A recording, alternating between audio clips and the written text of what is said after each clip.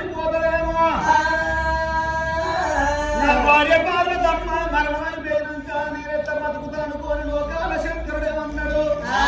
బామా పార్వతీదేవి నీ కొడుకు 100 మంది ఆడపిల్లలు 1,000 మంది కొడుకులు ఎప్పుడు కోరుకున్నావా ఇంతమంది పిల్లగంద నీకు ఇస్తా కానీ నేను మృగాలు పూజ కట్టుకోవాలనే పార్వతి పార్వతి నేను ముందు పూజ కట్టుకున్న తర్వాత నువ్వు కోరుకున్నాడు 100 మంది ఆడపిల్లలకు 1,000 మంది కొడుకులు కడతా అదో నేను ముందు పూజ కట్టుకోవాలని అంటే పూజకు తగినట్టు నా భార్య